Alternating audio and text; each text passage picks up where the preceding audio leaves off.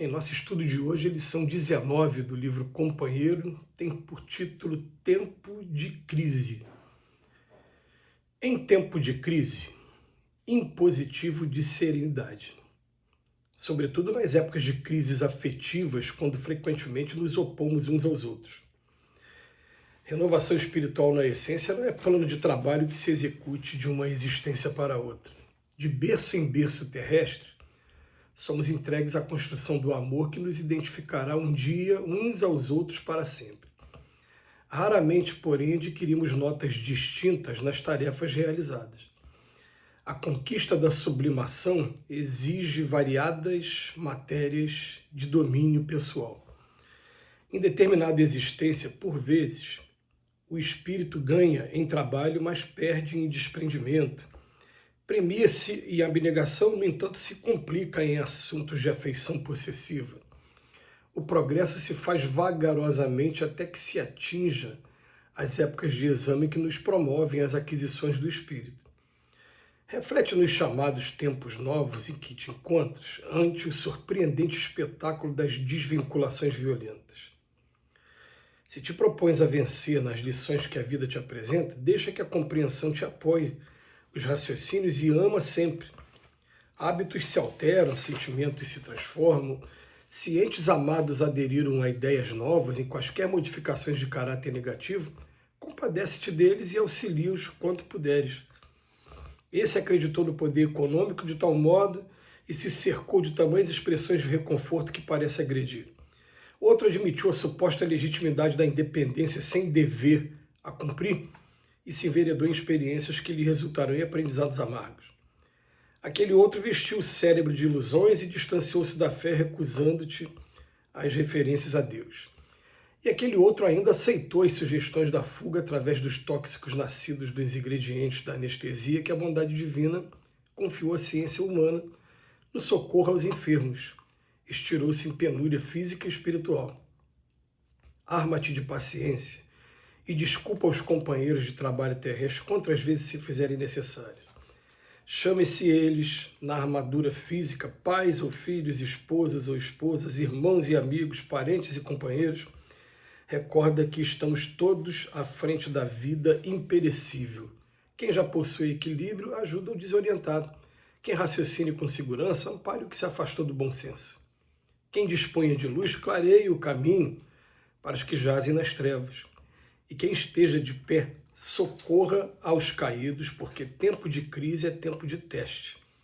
E somente se honra com a distinção desejada quem procura esquecer-se para compreender e auxiliar de vez que somos todos espíritos eternos, e tanto as leis do amor quanto as leis da dor nunca se modificam perante Deus. Hoje o tema vem falar sobre tempo de crise, mas ele vem falar principalmente de crises afetivas. Ela já começa com os pronomes possessivos que a gente usa sem a gente perceber. Minha esposa, meu marido, meu filho, minha filha, meu pai, minha mãe. Seria bem mais inteligente da nossa parte, não é que vai ter menos sentimento, longe disso. A gente já começar a pensar assim, ó, o filho que Deus me deu, a mãe que Deus me deu, o marido que Deus me deu e que eu escolhi, a esposa, porque na verdade nós não somos proprietários de ninguém e nem temos direito algum de querer escravizar as pessoas que convivem com a gente, ao nosso ponto de vista, as nossas ideias, enfim.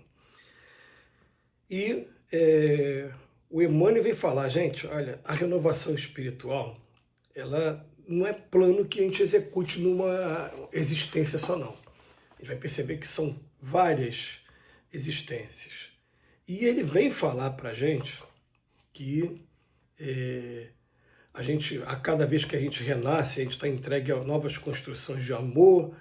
Raramente, porém, adquirimos notas distintas nas tarefas realizadas. Ele chama atenção para a gente que a gente tem um problema muito grande com a afeição possessiva. Está aqui o parágrafo. em determinada existência. Por vezes o espírito ganha até em trabalho, mas perde em desprendimento. Premia-se em abnegação, no entanto se complica em assuntos de afeição possessiva. A gente sofre, a gente fica triste. Quando é com filho, então, se um filho começa a tomar um caminho que não era aquele que eu desejava, né? Que, olha só, independente de ser errado ou não, porque às vezes é errado, mas quem não erra? Ah, é um caminho vicioso. Será que tem alguém que não tenha vício algum aqui na Terra? Então, já é obrigado a reconhecer que alguns vícios são mais destrutivos do que outros vícios. Mas dependência, na etapa evolutiva que a gente se encontra, todo mundo traz alguma, de alguma maneira.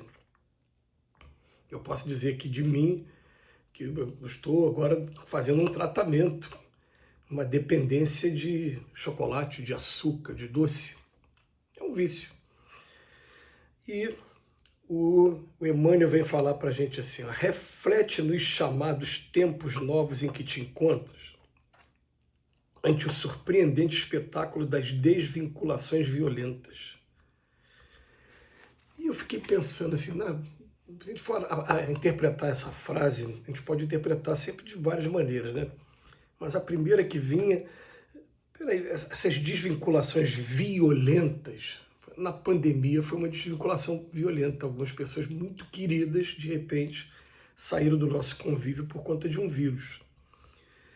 Mas a gente pode interpretar também com relação àquela pessoa que de repente num determinado momento tomou um outro caminho ou então começou a ter outra forma de interpretar a vida que foi tornando de certa maneira incompatível com o nosso e acabou se preservando um pouquinho, se isolando um pouquinho da gente, né?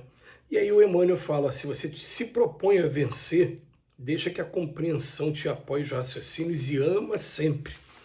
E mais uma vez, ele começa com cientes amados, aderir a ideias novas, compadece-te deles, auxilia-os e quanto puderes. E o Emmanuel vai dar exemplos, que mesmo que a gente não consiga enquadrar o nosso caso pessoal em um desses exemplos, a gente sabe qual é o exemplo que cabe à nossa vida, né? Vai falar, esse aqui acreditou no poder econômico, quis fazer fortuna, se cercou de tamanhas expressões que parecem te agredir. O outro está querendo a vida mais fácil, sem dever a cumprir. E aí enveredou para experiências que vão trazer aprendizados amargos, claro. Aquele outro vestiu o cérebro de ilusões, razão e deixou a fé de lado, se recusando as diferenças a Deus. Aquele outro aceitou as sugestões da fuga através dos tóxicos, nascidos dos ingredientes da anestesia, né? Olha só, que na verdade os tóxicos foram criados para anestesiar e a gente acaba usando essas substâncias para entorpecer o espírito aqui com relação, o espírito que nós somos com relação ao nosso corpo. E o Emmanuel fala, arma-te de paciência, desculpa cada um desses exemplos, quantas vezes se fizerem necessárias, e a gente vai descobrir fatalmente que eu tenho que aprender a respeitar o livre-arbítrio das pessoas que convivem comigo. E se elas tomaram um caminho, pelo livre-arbítrio dela, um caminho diferente, que pode até manter uma distância física ou até mesmo afetiva no momento, eu vou continuar aqui em prece para que tudo dê certo para aquela pessoa e mostrando para ela que a hora que ela precisar de mim, ela pode contar comigo. Esse é o amor que o Paulo de Tarso falava lá na carta aos Coríntios. O amor tudo suporta, tudo espera, tudo doa. É esse tipo de amor que a gente está muito longe de compreender, porque o nosso amor ainda é um amor possessivo. Esse pronome possessivo, ele incomoda mesmo. Chamam-se eles na armadura física, pode chamar de pai, de filho, de esposa, amigo, irmão, parente, tal. Todos estamos à frente da vida imperecível, da vida espiritual. E aí o Emmanuel vem falar para a gente. Vamos procurar um socorrer o outro, o equilibrado ou desorientado, aquele que tem um raciocínio maior para aquele que não tem um bom senso de raciocínio, aquele que está no caminho certo com relação ao que está em caminho de treva, O nosso papel aqui é um auxiliar o outro sem julgar e sem condenar.